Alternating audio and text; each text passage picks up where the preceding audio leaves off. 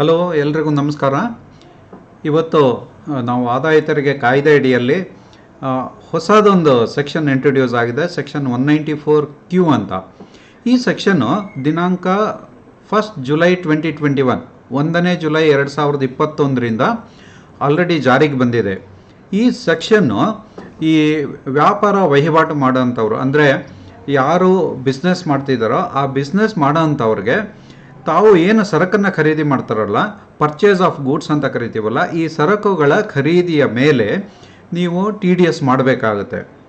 ಈ 1/7/2021ರಿಂದ ಜಾರಿಗೆ ಬಂದಿರುವಂಥ ಈ ಕಾನೂನು ಯಾವ ಖರೀದಿದಾರರಿಗೆ ಅನ್ವಯ ಆಗುತ್ತೆ, ಯಾವ ಖರೀದಿ ಮೇಲೆ TDS ಮಾಡಬೇಕು, ಮತ್ತು ಯಾವ ಮೊತ್ತದಲ್ಲಿ TDS ಮಾಡಬೇಕು, TDS ಮಾಡಲಿಲ್ಲ ಆದರೆ ಏನಾಗುತ್ತೆ, ಆಮೇಲೆ ಈ ಪ್ರೊಸೀಜರಲ್ ಆಸ್ಪೆಕ್ಟ್ಸ್ ಏನೇನಿದೆ, ಯಾವ ರೀತಿ ಕಡಿತ ಮಾಡಿದಂಥ ತೆರಿಗೆನ TDS ಮಾಡಿರ್ತಿಲ್ಲ ಆ ತೆರಿಗೆನ ಯಾವ ರೀತಿ ಗೌರ್ಮೆಂಟಿಗೆ ರೆಮಿಟ್ ಮಾಡಬೇಕು, ಆಮೇಲೆ ಅದರದ್ದು ರಿಪೋರ್ಟಿಂಗ್ ಹೇಗೆ ಮಾಡಬೇಕು, ಫಾರ್ಮ್ ನಂಬರ್ 16A ಯಾವ ರೀತಿ ನೀವು ಏನು TDS ಮಾಡಿರ್ತೀರ ಅಂಥವರಿಗೆ ನೀವು ಕೊಡಬೇಕಾಗುತ್ತೆ. ಈ ಎಲ್ಲ ವಿಷಯಗಳ ಬಗ್ಗೆ ಹಾಗೂ ಹಲವಾರು ಜನಗಳಲ್ಲಿ ಸುಮಾರು ಡೌಟ್ಸ್ ಇದೆ. ಈ ಸರಕಿನ ಮೇಲೆ TDS ಮಾಡಬೇಕೋ ಬೇಡವಾ, ಇದ್ರ ಮೇಲೆ ಮಾಡಬೇಕೋ ಬೇಡವಾ ಅನ್ನೋಂಥ ಒಂದು ಹಲವಾರು ಸಂದೇಹಗಳಿದ್ದಾವೆ. ಈ ಸಂದೇಹಗಳನ್ನ ನಾವು ಒಂದೊಂದಾಗಿ ಪರಿಶೀಲನೆ ಮಾಡಿ ಈ ಪರ್ಟಿಕ್ಯುಲರ್ ಟ್ರಾನ್ಸಾಕ್ಷನ್ ಮೇಲೆ TDS ಅಪ್ಲೈ ಆಗುತ್ತೋ ಆಗಲ್ವೋ ಅನ್ನೋದನ್ನು ಒಂದೊಂದಾಗಿ ನೋಡ್ಕೊಂಬರೋಣ, ಬನ್ನಿ. ಸೆಕ್ಷನ್ 194Q 1 ಜುಲೈ 2021 ಈ ದಿವಸದಿಂದ ಜಾರಿಗೆ ಬಂದಿದೆ. ಇದೊಂದು ಹೊಸ ಸೆಕ್ಷನ್ನು. ನೀವು ಆಲ್ರೆಡಿ ಎಷ್ಟೋ ಸೆಕ್ಷನ್ ಕೆಳಗಡೆ TDS ಮಾಡ್ತಾ ಇದ್ರಿ, ಆ ಸೆಕ್ಷನ್ ಕೆಳಗಡೆ most of the TDS provisions service ಮೇಲೆ ಅಪ್ಲೈ ಆಗ್ತಾ ಇತ್ತು. ಈಗ ಈ ಗೂಡ್ಸ್ ಮೇಲೆ ಅಪ್ಲೈ ಆಗುವಂಥ ಒಂದು ಹೊಸ TDS ಪ್ರಾವಿಷನ್ 194Q ಈ 1 ಜುಲೈಯಿಂದ ಜಾರಿಗೆ ಬಂದಿದೆ. ಈ ಸೆಕ್ಷನ್ ಕೆಳಗಡೆಗೆ 194Q ಸೆಕ್ಷನ್ ಕೆಳಗಡೆಗೆ ಯಾರು TDS ಮಾಡಬೇಕು ಅಂತ ಪ್ರಶ್ನೆ ಬಂದವಾಗ ಸೆಕ್ಷನ್ 194Q ಹೇಳುತ್ತೆ, any person being a buyer of the goods. So ಇವನೊಬ್ಬ ಪರ್ಸನ್ ಅಂದರೆ individual, proprietary concern, partnership firm, company ಯಾರಾದರೂ ಆಗಿರ್ಬೋದು. ಇವರು ಬಿಸ್ನೆಸ್ ಮಾಡ್ತಾ ಇರಬೇಕು, ಬಿಸ್ನೆಸ್ ಮಾಡ್ತಾ ಇದ್ದು ಗೂಡ್ಸನ್ನು ಖರೀದಿ ಮಾಡ್ತಾ ಇರಬೇಕು. ಸೊ ಹಾಗಾದರೆ ಈ ಎಲ್ಲ ಬಿಸ್ನೆಸ್ನವರು, ಎಲ್ಲ ಖರೀದಿ ಮಾಡೋಂಥವ್ರು TDS ಮಾಡಬೇಕು ಅಂತಂದರೆ ಬೇಕಿಲ್ಲ. ಸ್ವಲ್ಪ ದೊಡ್ಡ ಬಿಸ್ನೆಸ್ ಮಾಡೋಂಥವ್ರು ಮಾತ್ರ ಮಾಡಬೇಕು. ದೊಡ್ಡ ಬಿಸ್ನೆಸ್ ಮಾಡೋಂಥವ್ರು ಅಂದರೆ ಯಾರು? ಹೋದ ಹಣಕಾಸು ವರ್ಷದಲ್ಲಿ ವ್ಯಾಪಾರ ವಹಿವಾಟಿಂದ 10 ಕೋಟಿ ಟರ್ನ್ ಓವರ್ಗಿಂತ ಜಾಸ್ತಿ ಇರೋಂಥವ್ರಿಗೆ ಮಾತ್ರ ಈ ಸೆಕ್ಷನ್ನು ಅಪ್ಲೈ ಆಗುತ್ತೆ. ಈ 10 ಕೋಟಿ ಟರ್ನ್ ಓವರ್ ಲಿಮಿಟನ್ನು ಡಿಟರ್ಮಿನ್ ಮಾಡಬೇಕಾದ್ರೆ ಟರ್ನ್ ಓವರ್ ಆಫ್ ಪ್ರೊಫೆಷನ್ ಲೆಕ್ಕ ಹಾಕ್ಕೊಳ್ಬಾರ್ದು, ಟರ್ನ್ ಓವರ್ ಆಫ್ ಬಿಸ್ನೆಸ್ ಮಾತ್ರ ಲೆಕ್ಕ ಹಾಕ್ಕೊಳ್ಬೇಕು. ಹೋದ ಹಣಕಾಸು ವರ್ಷದಲ್ಲಿ ನೀವು ಇಷ್ಟು ಅಚೀವ್ ಮಾಡಿರಬೇಕು ಅಂಥವರು ಈ ಹಣಕಾಸು ವರ್ಷದಲ್ಲಿ TDS ಮಾಡಬೇಕು. ಈ ಫೈನಾನ್ಷಿಯಲ್ ಇಯರಲ್ಲಿ ನಿಮ್ಮ ಟರ್ನ್ ಓವರ್ 10 ಕೋಟಿಗಿಂತ ಜಾಸ್ತಿನೂ ಇರ್ಬೋದು, ಇಲ್ಲ 10 ಕೋಟಿಗಿಂತ ಕಡಿಮೆನೂ ಇರ್ಬೋದು. ನೀವು TDS ಮಾಡೋದು ಅತ್ಯಗತ್ಯ, compulsorily you have to do the TDS. ಈಗ ಒಂದು 3 ಉದಾಹರಣೆ ಕೊಟ್ಟಿದ್ದೀನಿ. ಒಟ್ಟು ವೃತ್ತಿಯಿಂದ ಅಂದರೆ turnover from the profession 85 crores ಇದೆ ಹೋದ ವರ್ಷ. ಇದು 10 crores ಮೀರಿದೆ, ಆದರೂ ಕೂಡ TDS ಬೇಕಿಲ್ಲ. ಯಾಕಂದರೆ turn over it is not from business, it is from profession. ಎರಡನೇ ಎಕ್ಸಾಂಪಲಲ್ಲಿ ಟೋಟಲ್ ಟರ್ನ್ ಓವರ್ 18 crores ಆಗಿದೆ. ಪ್ರಾಫಿಟ್ ಆ್ಯಂಡ್ ಲಾಸ್ ಅಕೌಂಟಲ್ಲಿ 18 crore rupees ಟರ್ನ್ ಓವರ್ ತೋರಿಸಿದ್ದಾರೆ. ಇದರಲ್ಲಿ 8 crore rupees ಬಿಸ್ನೆಸ್ಸಿಂದ, ಆಮೇಲೆ 10 crore rupees ಪ್ರೊಫೆಷನಿಂದ ಬಂದಿದೆ. ಒಟ್ಟು ನೋಡಿದರೆ 18 ಕೋಟಿ ಆಗುತ್ತೆ. 10 ಕೋಟಿಗಿಂತ ಜಾಸ್ತಿ ಇದೆ, ಆದರೂ ಕೂಡ ಈ ವ್ಯಕ್ತಿ ಈ ವರ್ಷ TDS ಮಾಡೋದು ಬೇಕಿಲ್ಲ. ಯಾಕಂದರೆ ಹೋದ ವರ್ಷ ಬಿಸ್ನೆಸ್ ಟರ್ನ್ ಓವರು 10 crores ದಾಟಿಲ್ಲ. ಹಾಗೆಯೇ ಮೂರನೇ ಎಕ್ಸಾಂಪಲಲ್ಲಿ ಟೋಟಲ್ ಟರ್ನ್ ಓವರ್ 16 crores ಇದೆ. Profession related turn over 1 crore ಇದೆ, business related turn over 15 crore ಇದೆ. ಇದು last year figures. So last year 10 ಕೋಟಿಗಿಂತ ಜಾಸ್ತಿ ಟರ್ನ್ ಓವರ್ ಇದೆ. ಸೊ ನಿಮಗೆ ಈ ವರ್ಷ TDS ಮಾಡೋದು ಕಂಪಲ್ಸರಿ. ಈ TDS ಯಾವಾಗ ಮಾಡಬೇಕು ಅಂದರೆ, ಯಾವುದೇ ಒಬ್ಬ ವ್ಯಕ್ತಿಯಿಂದ 50 ಲಕ್ಷಕ್ಕಿಂತ ಹೆಚ್ಚಿನ ಖರೀದಿ ಮಾಡಿದರೆ ಈ ವರ್ಷದಲ್ಲಿ ನೀವು ಇದಕ್ಕೆ TDS ಮಾಡಬೇಕು. ಈ 50 ಲಕ್ಷ ನೀವು ಡಿಟರ್ಮಿನ್ ಮಾಡಬೇಕಾದ್ರೆ ಗೂಡ್ಸ್ದು ವ್ಯಾಲ್ಯೂ ಮಾತ್ರ ತಗೋಬೇಕು. ಸರ್ವೀಸಸ್ ಖರೀದಿ ಮಾಡಿದ್ರೆ ಅದು ಲೆಕ್ಕಕ್ಕಿಲ್ಲ. if a person buys any goods more than 50 lakh rupees, up to 50 lakh rupees there is no TDS. The TDS is applicable on the purchase turnover of more than 50 lakh rupees during the year. ಇದರ ಮೇಲೆ ನಾವು TDS ಅನ್ನು ಮಾಡಬೇಕಾಗುತ್ತೆ. ಹಾಗೆಯೇ 2021-22ರಲ್ಲಿ June ತನಕ ನಾವೇನು TDS ಮಾಡೋದು ಬೇಕಿಲ್ಲ. ಯಾಕಂದರೆ ಈ TDS ಪ್ರಾವಿಷನ್ ಅಪ್ಲಿಕೇಬಲ್ ಆಗದೆ 1 ಜುಲೈ ಆದಮೇಲೆ, ಹಾಗಾಗಿ ಅಪ್ ಟು 30/6/2021 ತನಕ ಏನು ಖರೀದಿ ಆಗಿದೆ ಇದ್ರ ಮೇಲೆ TDS ಮಾಡೋ ಅವಶ್ಯಕತೆ ಇಲ್ಲ. ಈ 50 ಲಕ್ಷ ತನಕ TDS ಇಲ್ಲ ಅಂತ ಹೇಳಿದೆ ಅಲ್ವಾ. ಈ 50 ಲಕ್ಷ ನೀವು ಲಿಮಿಟ್ ಕ್ರಾಸ್ ಆಗಬೇಕಾದ್ರೆ ಈ 50 ಲಕ್ಷ ಪರ್ಚೇಸ್ ಟರ್ನೋವರು ನೀವು ಮಾಡಿರೋಂಥ ಮೊದಲನೇ ಏಪ್ರಿಲ್ 2021ರಿಂದ 30 ಜೂನ್ 2021ರವರೆಗೆ ಆ ಪೀರಿಯಡಲ್ಲಿ TDS ಅಪ್ಲಿಕೇಬಲ್ ಇಲ್ಲದೆ ಹೋದರೂ ನೀವು ಮಾಡಿರೋ ಖರೀದಿದು ಮೌಲ್ಯನೂ ಕೂಡ ಕನ್ಸಿಡರ್ ಮಾಡಬೇಕಾಗತ್ತೆ. ಉದಾಹರಣೆಗೆ ಜೂನ್ ತನಕ ನೀವು 25 ಲಕ್ಷ ಪರ್ಚೇಸ್ ಮಾಡಿದ್ರ ಒಬ್ಬ ವ್ಯಕ್ತಿಯಿಂದ. ಸೊ ಹಾಗಾಗಿ ಜೂನ್ ತನಕ 25 ಲಕ್ಷಕ್ಕೆ ನೀವು TDS ಮಾಡೋದು ಬೇಕಿಲ್ಲ. 2 ಕಾರಣ. ಒಂದು, ಜೂನ್ ತನಕ ನಿಮಗೆ TDS ಪ್ರಾವಿಷನ್ ಅಪ್ಲಿಕೇಬಲು ಇರಲಿಲ್ಲ, ಮತ್ತು ಒಟ್ಟು ಖರೀದಿ 50 ಲಕ್ಷನೂ ದಾಟಿಲ್ಲ. ಹಾಗಾಗಿ ಈ 25 ಲಕ್ಷದ ಮೇಲೆ TDS ಬೇಕಿಲ್ಲ. ನೆಕ್ಸ್ಟ್ ಜುಲೈನಲ್ಲಿ ಇನ್ನೊಂದು 10 ಲಕ್ಷ ಖರೀದಿ ಮಾಡಿದ್ರೆ 35 ಲಕ್ಷ ಆಯಿತು, TDS ಬೇಕಿಲ್ಲ. ಯಾವ ತಿಂಗಳಲ್ಲಿ ನೀವು 50 ಲಕ್ಷನ ಮುಟ್ತಿರೋ ಆ 50 ಲಕ್ಷ ತನಕ TDS ಬೇಕಿಲ್ಲ. 50 ಲಕ್ಷದ ಮೇಲಿಂದಕ್ಕೆಲ್ಲ 0.1% ಅಷ್ಟು TDS ಮಾಡಬೇಕಾಗುತ್ತೆ. ಅಕಸ್ಮಾತ್ ಯಾವುದಾದ್ರೂ ಒಬ್ಬ ವ್ಯಕ್ತಿ ಜೂನ್ ತನಕನೇ ಒಂದು 80 ಕೋಟಿ ಪರ್ಚೇಸ್ ಮಾಡಿರ್ತಾನೆ ಅಂತ ಇಟ್ಕೊಳ್ಳಿ. ಸೊ ಏಪ್ರಿಲಿಂದ ಜೂನ್ ತನಕ 80 ಲಕ್ಷ ಪರ್ಚೇಸ್ ಆಗಿದ್ರು ಕೂಡ ಅವನು TDS ಮಾಡೋ ಅವಶ್ಯಕತೆ ಇಲ್ಲ. ಯಾಕಂದರೆ ಜೂನ್ ತನಕ TDS ಪ್ರಾವಿಷನ್ ಅವನಿಗೆ ಅಪ್ಲಿಕೇಬಲೇ ಇರಲಿಲ್ಲ. ಆದರೆ ಜುಲೈಯಿಂದ ಮಾಡೋ ಎಲ್ಲ ಖರೀದಿ ಮೇಲೆ, ಆ ಪರ್ಟಿಕ್ಯುಲರ್ ವ್ಯಕ್ತಿಯಿಂದ ಮಾಡೋ ಖರೀದಿ ಎಲ್ಲ ಖರೀದಿ ಮೇಲೆ 0.1% TDS ಮಾಡಬೇಕು. ಹಾಗೆಯೇ CBDT ಏನಾದರೂ ನೋಟಿಫಿಕೇಷನ್ ಇಶ್ಯೂ ಮಾಡಿ ಇಂತಿಂಥ ವ್ಯಕ್ತಿಗಳಿಂದ ಖರೀದಿ ಮಾಡಿದರೆ TDS ಮಾಡಬೇಕಿಲ್ಲ ಅಂತ ಏನಾದರೂ ಹೇಳಿದರೆ ಅಂಥ ಖರೀದಿಗಳ ಮೇಲೆ ಕೂಡ TDS ಮಾಡೋ ಅವಶ್ಯಕತೆ ಇಲ್ಲ. ಹಾಗೆ ಬೇರೆ ಯಾವುದಾದ್ರೂ ಸೆಕ್ಷನ್ ಕೆಳಗಡೆ TDS ಮಾಡಬೇಕು ಅಂತ ಏನಾದರೂ ಕಾನೂನು ಇದ್ದರೆ ನೀವು ಆ ಸೆಕ್ಷನ್ ಕೆಳಗಡೆ TDSನ ಕಂಟಿನ್ಯೂ ಮಾಡಬೇಕು. ಈ ಸೆಕ್ಷನ್ ನಿಮಗೆ ಅಪ್ಲೈ ಆಗಲ್ಲ. ಹಾಗೆಯೇ ನೀವು ಲಿಕ್ಕರ್ ಖರೀದಿದಾರರಾಗಿದ್ದರೆ ಅಥವಾ 10 ಲಕ್ಷಕ್ಕಿಂತ ಹೆಚ್ಚಿನ ಮೊತ್ತದ ವಾಹನಗಳ ಖರೀದಿ ಮಾಡೋರಾಗಿದ್ದರೆ ಆ ಮಾರಾಟಗಾರರು ನಿಮ್ಮ ಹತ್ರ TCS ಕಲೆಕ್ಟ್ ಮಾಡ್ತಾರೆ. ಇಂಥ ಕೇಸಲ್ಲಿ ಕೂಡ ನೀವು TDS ಮಾಡೋವಂಥ ಅವಶ್ಯಕತೆ ಇಲ್ಲ. ಆದರೆ ಸೆಕ್ಷನ್ 206C(1)(h) ಅಂತ ಈಗ ಒಂದು ಹೊಸದು TCS ಪ್ರಾವಿಷನ್ ಬಂದಿದೆ. ಅದು ಯಾರಿಗೆ ಅಪ್ಲೈ ಆಗುತ್ತೆ ಅಂತಂದರೆ, ಯಾವ ಮಾರಾಟಗಾರ ಹಿಂದಿನ ಹಣಕಾಸು ವರ್ಷದಲ್ಲಿ 10 ಕೋಟಿಗಿಂತ ಜಾಸ್ತಿ ಟರ್ನೋವರ್ ಇದ್ದು ಈ ವರ್ಷ ಯಾರಿಗಾದರೂ ಒಬ್ಬ ವ್ಯಕ್ತಿಗೆ 50 ಲಕ್ಷಕ್ಕಿಂತ ಹೆಚ್ಚಿನ ಮೊತ್ತದ ಗೂಡ್ಸನ್ನು ಸೇಲ್ ಮಾಡಿದ್ರೆ ಅವನು TCS ಮಾಡಬೇಕು ಅಂತ ಕಾನೂನಿದೆ. ಹೇಗೆ ನೀವು ಹೋದ ವರ್ಷ 10 ಲಕ್ಷಕ್ಕಿಂತ ಜಾಸ್ತಿ ಟರ್ನೋವರ್ ಮಾಡಿ ನಿಮ್ಮ ಖರೀದಿ ಮೇಲೆ TDS ಮಾಡಬೇಕು ಅನ್ನೋ ಕಾನೂನಿದೆಯೋ ಹಾಗೆಯೇ ಮಾರಾಟಗಾರನಿಗೂ ಕೂಡ ಕಾನೂನಿದೆ. ಹಿಂದಿನ ವರ್ಷದಲ್ಲಿ ಅವನು ಟರ್ನೋವರ್ 10 ಕೋಟಿಗಿಂತ ಜಾಸ್ತಿ ಇದ್ದರೆ ಈ ವರ್ಷದಲ್ಲಿ ಅವನು ಮಾಡುವಂಥ ಸೇಲ್ ಮೇಲೆ up to 50 lakh rupees TCS ಇಲ್ಲ, ಅದರ ಮೇಲಿದ್ದರೆ ಅವನು TCS ಮಾಡಬೇಕು ಅಂತ. ಈಗ ಏನಾಗೋ ಪಾಸಿಬಿಲಿಟಿ ಇರುತ್ತೆ ಅಂತಂದರೆ, ನೀವು ಖರೀದಿದಾರ, ನೀವು ಕೂಡ ಹಿಂದಿನ ವರ್ಷ 10 ಕೋಟಿಗಿಂತ ಜಾಸ್ತಿ ಟರ್ನೋವರ್ ಇರುತ್ತೆ, ನೀವು ಯಾರಿಂದ ಖರೀದಿ ಮಾಡ್ತಿದ್ದೀರೋ ಅವನ್ನ ಮಾರಾಟಗಾರ ಅಂತ ಕರೆದ್ರೆ ಆ ಮಾರಾಟಗಾರನ ಟರ್ನೋವರ್ ಕೂಡ ಹಿಂದಿನ ವರ್ಷದಲ್ಲಿ 10 ಕೋಟಿಗಿಂತ ಜಾಸ್ತಿ ಇರುತ್ತೆ. ಈಗ ಅವನಿಗೆ TCS ಅಪ್ಲಿಕೇಬಲ್ ಆಗುತ್ತೆ, ನಿಮಗೆ TDS ಅಪ್ಲಿಕೇಬಲ್ ಆಗುತ್ತೆ. ಹಾಗಿದ್ರೆ ಅವನು TCS ಮಾಡಬೇಕಾ, ನಾನು TDS ಮಾಡಬೇಕಾ, ಎರಡೂ ಆಗಬೇಕಾ ಅಂತ ಪ್ರಶ್ನೆ ಬಂದವಾಗ ಇಲ್ಲ, TDS ಮಾಡಬೇಕಾಗತ್ತೆ, TCS ಮಾಡೋದು ಬೇಕಿಲ್ಲ. ಮಾರಾಟಗಾರ ನಿಮ್ಮಿಂದ TCS ಕಲೆಕ್ಟ್ ಮಾಡಲ್ಲ. ಸೊ ಕಂಡೀಷನು ಇಬ್ಬರು ಕೂಡ ಹೋದ ವರ್ಷದ ಟರ್ನೋವರು 10 ಕೋಟಿಗಿಂತ ಜಾಸ್ತಿ ಇದ್ದಾಗ ಈ ಕನ್ಫ್ಯೂಷನ್ ಬರುತ್ತೆ. ಹಾಗೆ ಯಾವಾಗ TDS ಮಾಡಬೇಕು, TDS ಯಾವಾಗ ಮಾಡಬೇಕು ಅಂತಂದರೆ, ಒಂದು ಖರೀದಿ ಮಾಡಿದವಾಗ ಮಾಡಬೇಕು, ಇಲ್ಲ ಅಂದರೆ ಖರೀದಿಗೆ ಪಾವತಿನ ಏನಾದರೂ ಖರೀದಿಗೆ ಮೊದಲು ಮಾಡಿದರೆ ಪಾವತಿ ದಿನಾಂಕದಂದು ನೀವು TDS ಅನ್ನು ಮಾಡಬೇಕಾಗುತ್ತೆ.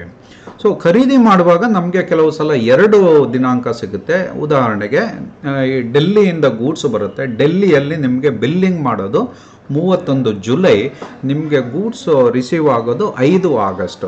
ಈಗ ಪ್ರಶ್ನೆ, ನೀವು ಜುಲೈಯಲ್ಲಿ TDS ಮಾಡಬೇಕೋ ಇಲ್ಲ ಆಗಸ್ಟಲ್ಲಿ TDS ಮಾಡಬೇಕು ಅಂತ.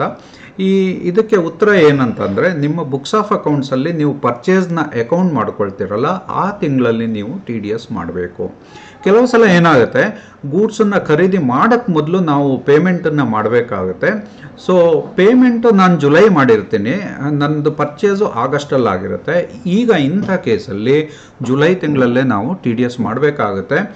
ಆಗಸ್ಟಲ್ಲಿ ಗೂಡ್ಸು ಪರ್ಚೇಸ್ ಆದವಾಗ ನಾವು TDS ಮಾಡುವಂಥ ಅವಶ್ಯಕತೆ ಇರೋದಿಲ್ಲ. ಕೆಲವು ಸಲ ಏನಾಗುತ್ತೆ, ಸರಕು ತುಂಬ ಡಿಮ್ಯಾಂಡ್ ಇರುತ್ತೆ, 3 ತಿಂಗಳು 4 ತಿಂಗಳು 5 ತಿಂಗಳು ಹಿಂದೆನೇ ಅವರು ನಮಗೆ ಅಡ್ವಾನ್ಸ್ ಪೇಮೆಂಟ್ ಕೊಡಿ ಅಂತ ಹೇಳ್ತಾರೆ. ಸೊ ನಾನು ಜುಲೈನಲ್ಲಿ ಅಡ್ವಾನ್ಸ್ ಪೇಮೆಂಟ್ ಮಾಡಿರ್ತೀನಿ, ನನಗೆ ಗೂಡ್ಸು ಡಿಸೆಂಬರಲ್ಲಿ ಬರುತ್ತೆ, ನಾನು TDS ಮಾಡಬೇಕು ಜುಲೈನಲ್ಲೇ ಮಾಡಬೇಕು, not in the month of December. Next ಏನು ಡೌಟ್ ಇರುತ್ತೆ ಅಂತಂದರೆ, ನಾವು ಪರ್ಚೇಸ್ ಮಾಡಿದವಾಗ ಆ ಗೂಡ್ಸು ಅದ್ರ ಜೊತೆಗೆ ಈ ಲಾರಿ ಬಾಡಿಗೆ, ಆಮೇಲೆ insurance, loading charges, unloading charges, postage, ಈ ರೀತಿ ಈ ಸರಕುಗಳ ಮೌಲ್ಯದ ಜೊತೆಗೆ ಸೇವೆಗಳ ಮೌಲ್ಯ ಕೂಡ ಬಿಲ್ಲಲ್ಲಿ ಸೇರಿಸಿರ್ತಾರೆ. ಈ ಸರಕುಗಳು ಏನು ಖರೀದಿ ಮಾಡ್ತಿದ್ದೀರಾ ಅವಕ್ಕೆ ಇಂಪಾರ್ಟೆಂಟಾಗಿ ಈ ಸರ್ವಿಸು ರಿಲೇಟೆಡ್ ಆಗಿರುತ್ತೆ. ಹಾಗಾಗಿ ಒಟ್ಟು ಬಿಲ್ಲು ಮೊತ್ತ ಏನಿದೆ ಅದ್ರ ಮೇಲೆ ನೀವು TDS ಮಾಡಬೇಕು. ಬರೀ ನಾನು ಗೂಡ್ಸ್ ಮೇಲೆ ಮಾತ್ರ TDS ಮಾಡ್ತೀನಿ, ಸೇವೆಗಳ ವ್ಯಾಲ್ಯೂ ಮೇಲೆ TDS ಮಾಡೋದಿಲ್ಲ ಅನ್ನೋದು ತಪ್ಪಾಗುತ್ತೆ. ಒಟ್ಟು ಬಿಲ್ ಅಮೌಂಟಿಗೆ ನೀವು TDS ಮಾಡಬೇಕಾಗುತ್ತೆ. ಹಾಗೆ GSTನಲ್ಲಿ ಒಂದು ಕಾನ್ಸೆಪ್ಟ್ ಇದೆ, ಒಂದು ಸ್ಟೇಟಿಗೆ ಒಂದು ನಂಬರ್ ಅಂತ ಇರುತ್ತೆ. ಈವನ್ ಸ್ಟೇಟ್ ಒಳಗೆ ಕೂಡ ನೀವು ಬೇರೆ ಬೇರೆ GST ನಂಬರ್ ತಗೊಂಡು ಬಿಸ್ನೆಸ್ ಮಾಡ್ಬೋದು. ಯಾವಾಗ ನಿಮಗೆ 2 ಅಥವಾ ಹೆಚ್ಚಿನ GST ನಂಬರ್ ಇರುತ್ತೋ ಆಗ ಒಂದು ಶಾಖೆಯಿಂದ ಇನ್ನೊಂದು ಶಾಖೆಗೆ ಬ್ರಾಂಚ್ ಟ್ರಾನ್ಸ್ಫರ್ ಮಾಡಿದ್ರೆ ಅದನ್ನು ಸಪ್ಲೈ ಅಂತ ಟ್ರೀಟ್ ಮಾಡ್ತೀವಿ. ಅದಕ್ಕೆ ನೀವು ಔಟ್ಪುಟ್ ಟ್ಯಾಕ್ಸ್ ಕಟ್ಟಬೇಕು.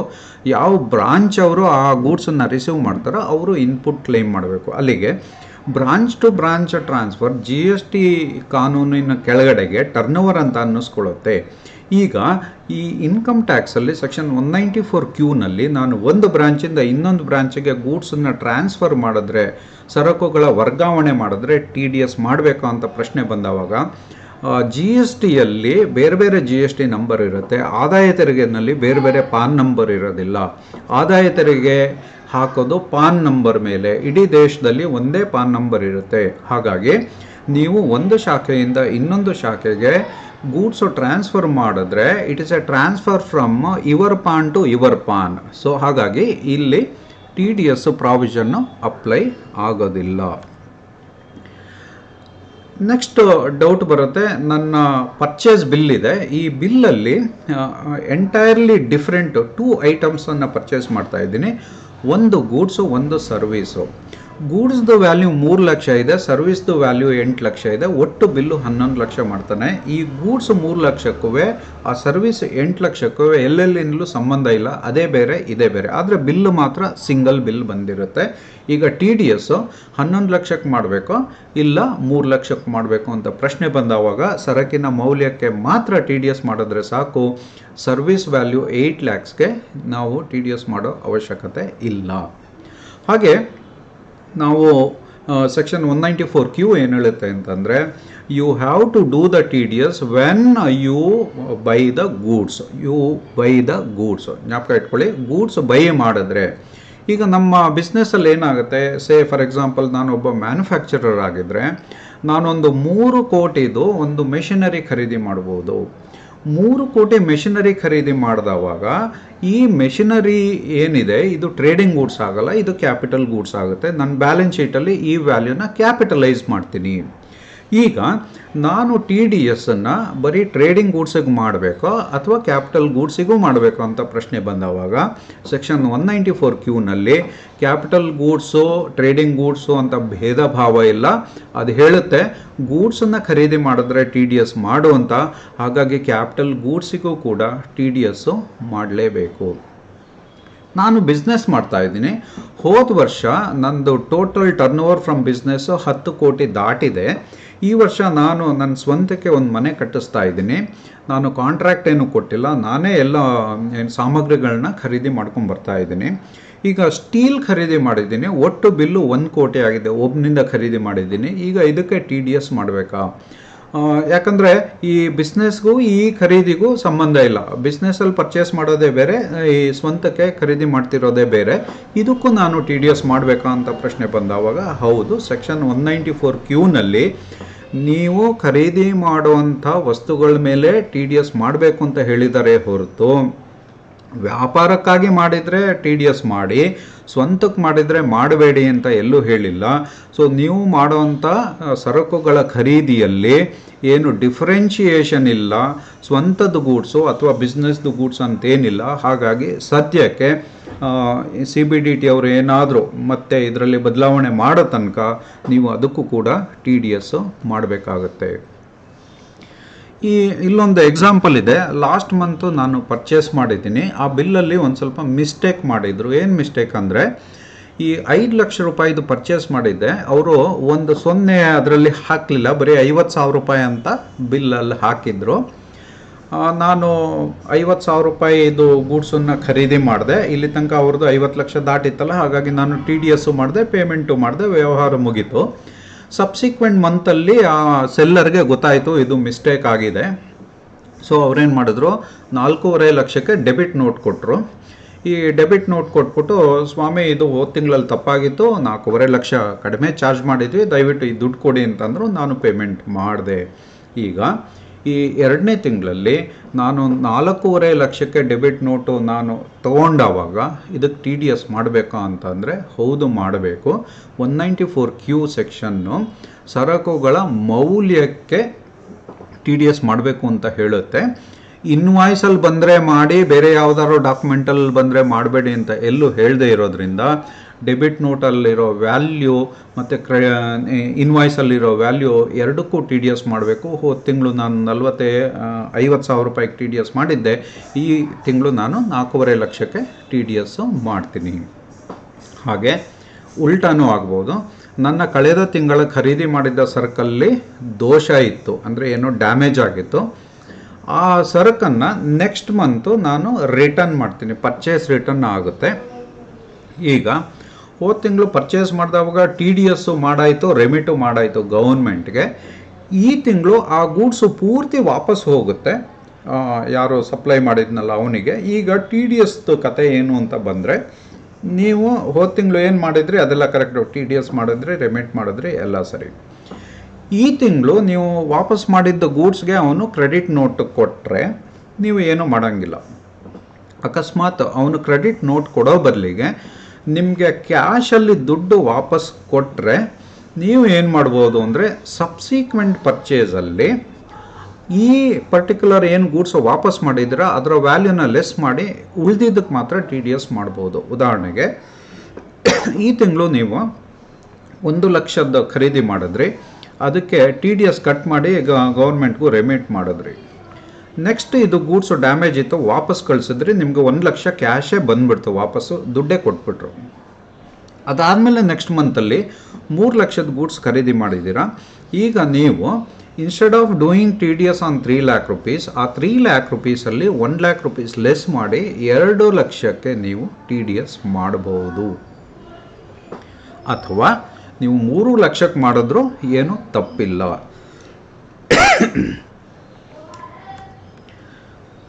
1/4/21 30 ಜೂನ್ ನನ್ನ ಖರೀದಿ 40 ಲಕ್ಷ ಆಗಿತ್ತು. ಅವನಿಗೆ ಜೂನ್ ತನಕ ನಾನೇನು ಪೇಮೆಂಟ್ ಮಾಡಿಲ್ಲ. ಈಗ ಜುಲೈನಲ್ಲಿ ನಾನು ಇನ್ನೊಂದು 20 ಲಕ್ಷ ಖರೀದಿ ಮಾಡಿದ್ದೀನಿ. 20 ಲಕ್ಷ ಖರೀದಿ ಮಾಡಿ ಹಳೆ ಬಾಕಿ 40 ಲಕ್ಷ ರೂಪಾಯಿ ಪೇಮೆಂಟ್ ಮಾಡಿದ್ದೀನಿ. So July 1 TDS provision apply ಆಗುತ್ತೆ. ಈ ತಿಂಗಳಲ್ಲಿ ನಾನು ಖರೀದಿ ಮಾಡಿದ್ದು 20 ಲಕ್ಷ ಪ್ಲಸ್ ಪೇಮೆಂಟ್ ಮಾಡಿದ್ದು 40 ಲಕ್ಷ, 60 ಲಕ್ಷಕ್ಕೂ ಏನಾದರೂ TDS ಮಾಡಬೇಕಾ ಅಂತಂದರೆ ಇಲ್ಲ. ಈ 194Qನಲ್ಲಿ TDS ಆಬ್ಲಿಗೇಷನ್ ಯಾವಾಗ ರೈಸ್ ಆಗುತ್ತೆ ಅಂದರೆ, ಒಂದು ಖರೀದಿ ಮಾಡಿದ ಮೊದಲಾಗಿರಬೇಕು, ಇಲ್ಲ ಪೇಮೆಂಟ್ ಮಾಡಿದ ಮೊದಲಾಗಿರ್ಬೇಕು, ಯಾವುದು ಮೊದಲಿರುತ್ತೋ ಆವಾಗ, 2 ಸಲ ಇಲ್ಲ. ಸೊ 1/4/21 30th June 21 ತನಕ ನೀವು ಏನು 40 ಲಕ್ಷ ಖರೀದಿ ಮಾಡಿದ್ದೀರಾ, ಇದು 2 ಕಾರಣಗಳಿಂದ ನೀವು TDS ಮಾಡೋಂಗಿಲ್ಲ. ಒಂದು, ಈ ಪೀರಿಯಡಲ್ಲಿ TDS ಪ್ರಾವಿಷನ್ ಅಪ್ಲಿಕೇಬಲ್ ಇಲ್ಲ. ಎರಡನೇದು, ಇದು 50 ಲಕ್ಷ ದಾಟಿಲ್ಲ. ಆದರೆ ಜುಲೈ ತಿಂಗಳಲ್ಲಿ ಇನ್ನೊಂದು 20 ಲಕ್ಷ ಖರೀದಿ ಮಾಡಿದವಾಗ ಜುಲೈ ಕೊನೆ ತನಕ ನನ್ನ ಒಟ್ಟು ಖರೀದಿ 60 ಲಕ್ಷ ಆಯಿತು. 194Q ಪ್ರಕಾರ 50 ಲಕ್ಷಕ್ಕೆ TDS ಇಲ್ಲ, ಇನ್ನು 10 ಲಕ್ಷಕ್ಕೆ TDS ಮಾಡಬೇಕು.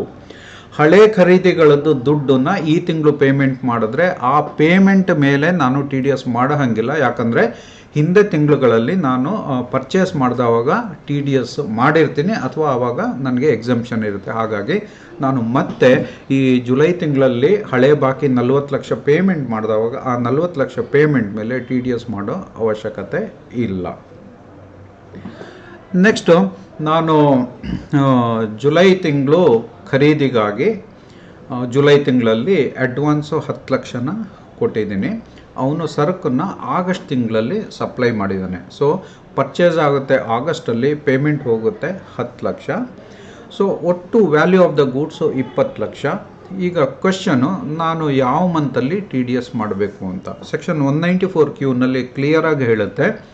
ಒಂದಾ ನೀವು ದುಡ್ಡು ಕೊಡ್ತಿರಲ್ಲ ಆವಾಗ, ಅಥವಾ ನೀವು ಖರೀದಿ ಮಾಡ್ತಿರಲ್ಲ ಆವಾಗ, ಇದೆರಡರಲ್ಲಿ ಯಾವುದು ಮೊದಲಿರುತ್ತೋ ಆವಾಗ TDS ಮಾಡಬೇಕು. ಈ ಕೇಸಲ್ಲಿ ನೀವು ಜುಲೈನಲ್ಲಿ 10 ಲಕ್ಷ ರೂಪಾಯಿ ಮುಂಗಡ ನೀಡೋದ್ರಿಂದ 10 ಲಕ್ಷದ ಮೇಲೆ 0.1% TDS ಮಾಡಿ ಮಿಕ್ಕಿದ ದುಡ್ಡನ್ನು ನಿಮ್ಮ ಸಪ್ಲೈಯರು ಕೊಡಬೇಕು. 0.1%ನ್ನು ಅವನ ಪ್ಯಾನ್ ಅಕೌಂಟಿಗೆ ನೀವು ದುಡ್ಡನ್ನು ಕಟ್ಟಬೇಕು. ನೆಕ್ಸ್ಟ್ ಆಗಸ್ಟಲ್ಲಿ ಏನಾಯಿತು, 20 ಲಕ್ಷ ಖರೀದಿ ಆಯಿತು, ಅದರಲ್ಲಿ 10 ಲಕ್ಷಕ್ಕೆ ಆಲ್ರೆಡಿ TDS ಮಾಡಿ ಕಟ್ಟಿದ್ದೀನಿ.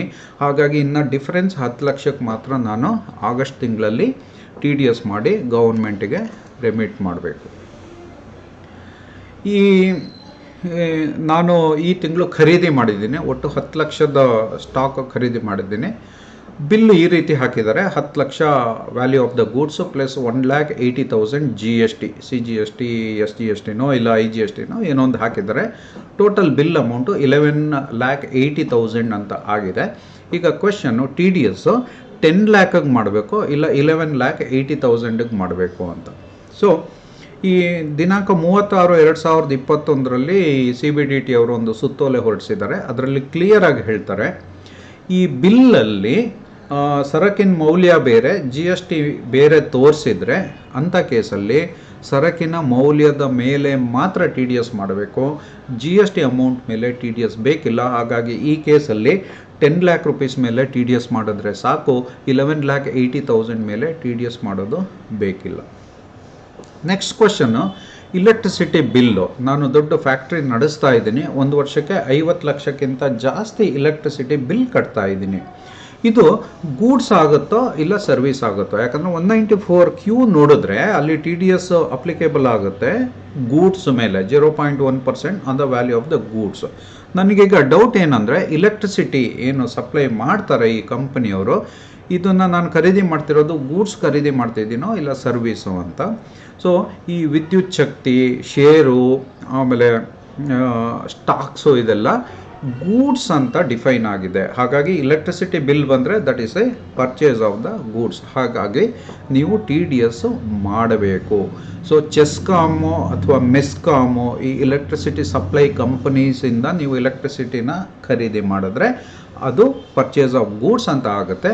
ಅದಕ್ಕೆ ಏನು ಪೇಮೆಂಟ್ ಮಾಡ್ತೀರಾ ಅದಕ್ಕೆ ನೀವು TDS ಮಾಡಬೇಕು. ಆದರೆ ನೀವು ನೇರವಾಗಿ ವಿದ್ಯುತ್ ಶಕ್ತಿಯನ್ನು, ಶೇರುಗಳನ್ನ, ಇವುಗಳನ್ನ ಈ ಏನು ಸ್ಟಾಕ್ ಎಕ್ಸ್ಚೇಂಜ್ ಅಂತ ಕರಿತೀವಲ್ಲ, ಆ ಥರ ಎಕ್ಸ್ಚೇಂಜಸ್ ಇರುತ್ತೆ, ಅಲ್ಲಿ ಖರೀದಿ ಮಾಡಿದ್ರೆ ನೀವು TDS ಮಾಡೋದು ಬೇಕಿಲ್ಲ. ನೇರವಾಗಿ ಕಂಪನಿಗಳಿಂದ ಖರೀದಿಸಿದರೆ ತೆರಿಗೆಯನ್ನು ಕಡಿತ ಮಾಡ್ಕೋಬೇಕು. ಅಲ್ಲಿಗೆ ಈ ಪವರ್ ಎಕ್ಸ್ಚೇಂಜ್ ಏನಿರುತ್ತೆ ಅಲ್ಲಿಂದ ಎಲೆಕ್ಟ್ರಿಸಿಟಿ ಖರೀದಿ ಮಾಡಿದ್ರೆ TDS ಬೇಕಿಲ್ಲ. ಚೆಸ್ಕಾಮಿಂದ ಬಿಲ್ ಬಂದರೆ ನೀವು TDS ಮಾಡಬೇಕು. ಮುಂದಿನ ಪ್ರಶ್ನೆ, ಸಾಫ್ಟ್ವೇರ್ ಖರೀದಿ ಮಾಡಿದ್ರೆ ಇದು ಗೂಡ್ಸಾ ಸರ್ವೀಸಾ ಅಂತ ಪ್ರಶ್ನೆ ಬರುತ್ತೆ. Software is always yes no. ಇದು ಗೂಡ್ಸಾ ಅಥವಾ ಸರ್ವೀಸಾ ಅಂದರೆ, ಇದು ಗೂಡ್ಸು ಹೌದು ಸರ್ವೀಸು ಹೌದು. ಯಾವುದು ಗೂಡ್ಸು ಯಾವುದು ಸರ್ವೀಸ್ ಅಂದರೆ, ರೆಡಿ ಟು ಪರ್ಚೇಸ್ ಸಾಫ್ಟ್ವೇರ್ ಇದ್ದರೆ, ಉದಾಹರಣೆಗೆ ಟ್ಯಾಲಿ ಸಾಫ್ಟ್ವೇರು, ಬಿಸಿ ಸಾಫ್ಟ್ವೇರು, ಆಮೇಲೆ ಮೈಕ್ರೋಸಾಫ್ಟ್ ಆಪ್ರೇಟಿಂಗ್ ಸಿಸ್ಟಮ್ ಸಾಫ್ಟ್ವೇರು, ಇದೆಲ್ಲ ಹೋಗಿ ಹಿಂಗೆ ದುಡ್ಡು ಕೊಟ್ಟರೆ ತಕ್ಷಣ ಕೊಡುವಂಥದ್ದಾದರೆ ಇದು ಗೂಡ್ಸ್ ಅಂತ ಕರೆಸ್ಕೊಳ್ಳುತ್ತೆ. ಅದೇ ನಿಮ್ಮ ವ್ಯಾಪಾರ ವಹಿವಾಟಲ್ಲಿ ಅಕೌಂಟ್ಸ್ ಮಾಡಲಿಕ್ಕೆ ನಿಮ್ಮದೇ ಆದಂಥ ಒಂದು ಸಾಫ್ಟ್ವೇರನ್ನು ನೀವು ತಯಾರು ಮಾಡಿಸ್ಕೊಂಡ್ರೆ ಅದನ್ನು ಸರ್ವಿಸ್ ಅಂತ ಕರಿತೀವಿ. ಸೊ ರೆಡಿ ಇರೋವಂಥ ತಂತ್ರಾಂಶಗಳನ್ನ ಖರೀದಿ ಮಾಡಿದ್ರೆ ಆ ಖರೀದಿ ವ್ಯಾಲ್ಯೂ ಒಬ್ಬನಿಂದ ಮಾಡಿದ್ದು 50 ಲಕ್ಷ ದಾಟಿದ್ರೆ ಈ ವರ್ಷ ನೀವು TDS ಮಾಡಬೇಕು, ಇಲ್ಲ ಅಂದರೆ TDS ಮಾಡೋದು ಬೇಕಿಲ್ಲ. ಆದರೆ ಈ ನೀವೇ ಒಂದು ತಂತ್ರಾಂಶನ ರೆಡಿ ಮಾಡಿಸಿದ್ರೆ ಸೆಕ್ಷನ್ 194J ಒಳಗಡೆ ನೀವು ಪ್ರೊಫೆಷ್ನಲ್ ಫೀಸ್ ಅಥವಾ ಟೆಕ್ನಿಕಲ್ ಕನ್ಸಲ್ಟೆನ್ಸಿ ಫೀಸ್ ಅಂತ ಆ ಎಂಟ್ರಿ ಕೆಳಗಡೆ ನೀವು TDS ಮಾಡೋ ಅವಶ್ಯಕತೆ ಇರುತ್ತೆ. ನೆಕ್ಸ್ಟು ಮಗಳ ಮದುವೆಗೆ ಅಂದ್ಬಿಟ್ಟು 75 ಲಕ್ಷ ಆಭರಣ ಖರೀದಿ ಮಾಡಿದ್ದೀನಿ, ತೆರಿಗೆ ಕಡಿತ ಮಾಡಬೇಕೆ ಅಂತಂದರೆ, ಹಿಂದೆ ನೋಡಿದ್ವಿ ಮನೆ ಕಟ್ತಾ ಇದ್ದೀನಿ, ನಾನು ಸ್ಟೀಲ್ ಖರೀದಿ ಮಾಡಿದೆ, ನಾನು TDS ಮಾಡಬೇಕಂದ್ರೂ ಉತ್ತರ ಎಸ್ ಇತ್ತು. ಇಲ್ಲೂ ಕೂಡ ಹೌದು, ನೀವು ತೆರಿಗೆಯನ್ನು ಕಡಿತ ಮಾಡಬೇಕು. ಕಾರು ಖರೀದಿ ಮಾಡಿದ್ರೆ 10 ಲಕ್ಷಕ್ಕಿಂತ ಕಡಿಮೆ ಮೊತ್ತದ ಕಾರು ಖರೀದಿ ಮಾಡಿದ್ರೆ ಆ ಸೆಲ್ಲರು TCS ಮಾಡ್ತಾನೆ, ಹಾಗಾಗಿ ನೀವು TDS ಮಾಡೋ ಅವಶ್ಯಕತೆ ಇಲ್ಲ. ಕಾರ್ದು ಬೆಲೆ 10 ಲಕ್ಷಕ್ಕಿಂತ ಕಡಿಮೆ ಇದ್ದು ಆ ಥರದ್ದು ಸುಮಾರು ಕಾರ್ ಖರೀದಿ ಮಾಡಿ ಒಟ್ಟು ಅಮೌಂಟ್ 50 ಲಕ್ಷ ದಾಟಿದ್ರೆ ಖರೀದಿ ಮೊತ್ತ ನೀವು TDS ಮಾಡಬೇಕು. ಆದರೆ ಬರೀ ಒಂದು 8 ಲಕ್ಷ 7 ಲಕ್ಷದ ಕಾರು 2-3 ತೊಗೊಂಡ್ರೆ 50 ಲಕ್ಷ ದಾಟಲ್ಲ. ಅಂಥ ಕೇಸಲ್ಲಿ ನೀವು TDS ಮಾಡೋದು ಬೇಡ. ಫಾರ್ ಎಕ್ಸಾಂಪಲ್ ಯಾವುದೊಂದು 6 ಲಕ್ಷದ್ದು ಕಾರು ಒಂದು 10 ಖರೀದಿ ಮಾಡಿದ್ರೆ 60 ಲಕ್ಷ ಆಯಿತು, 50 ಲಕ್ಷಕ್ಕೆ TDS ಇಲ್ಲ, ಇನ್ನು 10 ಲಕ್ಷಕ್ಕೆ TDS ಮಾಡಬೇಕಾಗುತ್ತೆ. ಆಮೇಲೆ ತೆರಿಗೆ ಕಡಿತ ಮಾಡದಿದ್ದರೆ ಏನಾಗುತ್ತೆ, ತೆರಿಗೆ ಕಡಿತ ಮಾಡದೆ ಹೋದರೆ ಏನಾಗುತ್ತೆ, ನಿಮ್ಮ ಖರೀದಿ ಇದೆಯಲ್ಲ ಪರ್ಚೇಸಸ್ಸು, ಅದನ್ನು ನೀವು ಟ್ರೇಡಿಂಗ್ ಅಕೌಂಟಲ್ಲಿ ಡೆಬಿಟ್ ಮಾಡಿರ್ತೀರ. ಆ ಪರ್ಚೇಸು ಯಾವುದಕ್ಕೆ ನೀವು TDS ಮಾಡಬೇಕಿದ್ದು ಮಾಡಿಲ್ವೋ ಆ ಮೊತ್ತದ 30% ಇನ್ಕಮ್ಗೆ ಆ್ಯಡ್ ಮಾಡಿಬಿಡ್ತಾರೆ. ಅದ್ರ ಮೇಲೆ ನೀವು ತೆರಿಗೆನ ಕಟ್ಟಬೇಕಾಗುತ್ತೆ. ಅಲ್ಲಿಗೆ ನೀವು TDS 0.1% ಒಂದು ಸ್ಮಾಲ್ ಅಮೌಂಟು TDS ಮಾಡಲಿಲ್ಲ ಅಂದರೆ ನಿಮಗೆ ದೊಡ್ಡದು ಇನ್ಕಮ್ ಟ್ಯಾಕ್ಸ್ ಬಿಲ್ ಬರುತ್ತೆ. ಹಾಗಾಗಿ ನೀವು ಕೇರ್ಫುಲ್ ಆಗಿರಬೇಕು. ಆಮೇಲೆ ಈ ನೆಕ್ಸ್ಟ್ ಕ್ವಶನ್ ಏನು ಬರುತ್ತೆ ಅಂದರೆ, ಬುಕ್ಸ್ ಆಫ್ ಅಕೌಂಟ್ಸಲ್ಲಿ ಒಂದೊಂದು ಖರೀದಿ ಮಾಡಿದವಾಗಲೂ TDSದ ಎಂಟ್ರಿ ಪಾಸ್ ಮಾಡಬೇಕಾ ಅಥವಾ ತಿಂಗಳಿಗೊಮ್ಮೆ ಮಾಡ್ಬೋದಾ ಅಂತ. ಈ TDS ಪ್ರಾವಿಷನ್ನು ನೀವು ಒಂದು ತಿಂಗಳಲ್ಲಿ ಎಷ್ಟು TDS ಮಾಡಿರ್ತೀರೋ ಅದನ್ನು ಮುಂದಿನ ತಿಂಗಳು 7ನೇ ತಾರೀಕು ಒಳಗಡೆ ಕಟ್ಟಬೇಕು ಅಂತ ಕಾನೂನಿದೆ. ಹಾಗಾಗಿ ಈ ಒಂದು ತಿಂಗಳ ಸಮಯದಲ್ಲಿ ನೀವು ಏನು ಖರೀದಿ ಮಾಡ್ತೀರಾ ಒಂದೊಂದು ಖರೀದಿಗೆ ಒಂದೊಂದು TDS ಎಂಟ್ರಿ ಪಾಸ್ ಮಾಡ್ಬೋದು, ಅಥವಾ ತಿಂಗಳ ಕೊನೆಯಲ್ಲಿ ಒಬ್ಬೊಬ್ಬ ಪಾರ್ಟಿಗೆ ಒಂದೊಂದು ಎಂಟ್ರಿ ಎಲ್ಲ ಪರ್ಚೇಸ್ ಬಿಲ್ಸ್ಗೆ ಸೇರಿದಂತೆ ಒಂದು ಎಂಟ್ರಿ ಪಾಸ್ ಮಾಡ್ಬೋದು. ನೆಕ್ಸ್ಟ್ ಮಂತು 7ನೇ ತಾರೀಕು ಅದನ್ನು ರೆಮಿಟ್ ಮಾಡ್ಬೋದು. ನೀವು ಮಾಡಿರೋಂಥ TDSಗೆ ಒಂದು ಡೆಬಿಟ್ ನೋಟ್ ಕೂಡ, ಫೈನಾನ್ಷಿಯಲ್ ಡೆಬಿಟ್ ನೋಟ್ ಕೂಡ ಆ ಪಾರ್ಟಿಗೆ ಸಪ್ಲೈಯರ್ಗೆ ನೀವು ಕೊಡ್ಬೋದು. ನೆಕ್ಸ್ಟ್ ಕ್ವಶನು, ನಾನು ಸಕ್ಕರೆ ಫ್ಯಾಕ್ಟ್ರಿ ನಡೆಸ್ತಾ ಇದ್ದೀನಿ. ಈ ಕೃಷಿಕರಿಂದ ರೈತರಿಂದ ನಾನು ಕಬ್ಬು ಖರೀದಿ ಮಾಡ್ತಾ ಇದ್ದೀನಿ. ಒಬ್ಬ ರೈತ ನನಗೆ 50 ಲಕ್ಷಕ್ಕಿಂತ ಹೆಚ್ಚಿನ ಮೊತ್ತದ ಕಬ್ಬನ್ನು ಸಪ್ಲೈ ಮಾಡ್ತಾ ಇದ್ದಾನೆ. ಇದು I am buying the goods from an agriculturist. ನನಗೆ ಸಪ್ಲೈ ಮಾಡೋನು ಬಿಸ್ನೆಸ್ ಮ್ಯಾನ್ ಅಲ್ಲ, ನಾನು ಬಿಸ್ನೆಸ್ ಮ್ಯಾನು. ಸೊ ನನ್ನ ಟರ್ನ್ ಓವರ್ ಹೋದ ವರ್ಷ 10 ಕೋಟಿಗಿಂತ ಜಾಸ್ತಿ ಇದೆ. ಸೊ ನಾನು ಖರೀದಿ ಮಾಡ್ತಾ ಇರೋದು ಗೂಡ್ಸು, ಇದು 50 ಲಕ್ಷ ದಾಟಿದೆ. TDS ಮಾಡಬೇಕಾ ಅಂತಂದರೆ ಹೌದು, TDS ಮಾಡಬೇಕು. ಸದ್ಯಕ್ಕೆ ಈ ಕೃಷಿ ಉತ್ಪನ್ನಗಳಿಗೆ ಖರೀದಿ ಮಾಡಿದ್ರೆ TDS ಮಾಡಬಾರ್ದು ಅಂತ ಎಲ್ಲೂ ಇಲ್ಲ. ಸೆಕ್ಷನ್ 194Q ಹೇಳುತ್ತೆ ಗೂಡ್ಸ್ ಖರೀದಿ ಮಾಡಿದೆಯಾ TDS ಮಾಡು ಅಂತ. ಹಾಗಾಗಿ ನೀವು TDS ಮಾಡಬೇಕು. ಆದರೆ 30 ಜೂನ್ 2021ರಲ್ಲಿ ಒಂದು ಸರ್ಕ್ಯುಲರ್ ಹೊರಡಿಸ್ತಾರೆ. ಅದರಲ್ಲಿ ಒಂದು ಎಕ್ಸಂಪ್ಷನ್ ಕೊಟ್ಟಿದ್ದಾರೆ. ಏನಪ್ಪ ಅಂತಂದರೆ ವ್ಯಕ್ತಿ ಆಧಾರಿತ ಎಕ್ಸಂಪ್ಷನ್ ಕೊಟ್ಟಿದ್ದಾರೆ. ವ್ಯಕ್ತಿ ಆಧಾರಿತ ಅಂದ್ರೇನು, ಸೆಕ್ಷನ್ 10 ಹೇಳ್ತಾರೆ, ಯಾವುದಾದ್ರೂ ಒಂದು ಯೂನಿವರ್ಸಿಟಿ ಇದ್ದರೆ ಆ ಯೂನಿವರ್ಸಿಟಿಗೆ ಟ್ಯಾಕ್ಸ್ ಎಕ್ಸಂಪ್ಷನ್ ಅಂತ ಹೇಳಿದೆ. ಸೊ ಆ ಯೂನಿವರ್ಸಿಟಿಯಿಂದ ನೀವು ಗೂಡ್ಸ್ ಖರೀದಿ ಮಾಡಿದ್ರೆ TDS ಬೇಕಿಲ್ಲ. ಆದರೆ ಕೃಷಿಕನ ಎಲ್ಲ ಆದಾಯ ಎಕ್ಸೆಂಪ್ಟ್ ಅಂತ ಯಾವ ಸೆಕ್ಷನ್ನಲ್ಲೂ ಇಲ್ಲ. ಕೃಷಿಕಂದು ಕೃಷಿ ಆದಾಯ ಮಾತ್ರ ಎಕ್ಸೆಂಪ್ಟು, ಬೇರೆ ಆದಾಯ ಟ್ಯಾಕ್ಸೇಬಲ್ ಇರುತ್ತೆ. ಹಾಗಾಗಿ ಈ TDS ಪ್ರಾವಿಷನ್ನು ಕೃಷಿಕ ಬೆಳೆದಿರೋಂಥ ಒಂದು ಬೆಳೆಗಳನ್ನ ಖರೀದಿ ಮಾಡಿದ್ರೆ ಕೂಡ ಅಪ್ಲೈ ಆಗುತ್ತೆ. ಹಾಗಾಗಿ ಇವತ್ತಿನ ದಿನದ ತನಕ ಈ ಕೃಷಿಕರಿಂದ ಏನು ಪರ್ಚೇಸ್ ಮಾಡ್ತೀವಿ ಈ ಒಂದು ಗೂಡ್ಸ್ಗಳಿಗೂ ಕೂಡ ನಾವು TDS ಮಾಡಲೇಬೇಕಾಗುತ್ತೆ. ಸೊ ಈ ರೀತಿ ಸೆಕ್ಷನ್ 194 ಕ್ಯೂ ಒಳಗಡೆ ಯಾವ್ಯಾವ ಗೂಡ್ಸ್ಗೆ ಟಿ ಡಿ ಎಸ್ ಮಾಡಬೇಕು, ಯಾವ ಗೂಡ್ಸ್ಗೆ ಟಿ ಡಿ ಎಸ್ ಮಾಡೋದು ಬೇಕಿಲ್ಲ, ಯಾವ ಸಪ್ಲೈಯರ್ಗೆ ಟಿ ಡಿ ಎಸ್ ಮಾಡಬೇಕು, ಯಾವ ಸಪ್ಲೈಯರ್ಗೆ ಟಿ ಡಿ ಎಸ್ ಮಾಡೋದು ಬೇಕಿಲ್ಲ ಅನ್ನೋದನ್ನು ಸೆಕ್ಷನ್ 194 ಕೆಳಗಡೆ ನಾವು ಡಿಟರ್ಮಿನ್ ಮಾಡಿಕೊಂಡು ಅದ್ರ ಪ್ರಕಾರ ಟಿ ಡಿ ಎಸ್ ಮಾಡಬೇಕು. ಸ್ನೇಹಿತರೆ, ಈ ಸೆಕ್ಷನ್ 194 ಕ್ಯೂನಲ್ಲಿ ಹೇಗೆ ಟಿ ಡಿ ಎಸ್ ಮಾಡಬೇಕು, ಏನು ಪ್ರೊಸೀಜರು, ಇದನ್ನೆಲ್ಲ ತಿಳ್ಕೊಂಡ್ವಿ. ಮತ್ತೆ ಮುಂದೆ ಬೇರೆ ಒಂದು ಟಾಪಿಕ್ ಮೇಲೆ ಒಂದು ವಿಡಿಯೋ ಮಾಡ್ತೀನಿ. ಆಗ ಭೇಟಿ ಆಗೋಣ. ಎಲ್ರಿಗೂ ನಮಸ್ಕಾರ.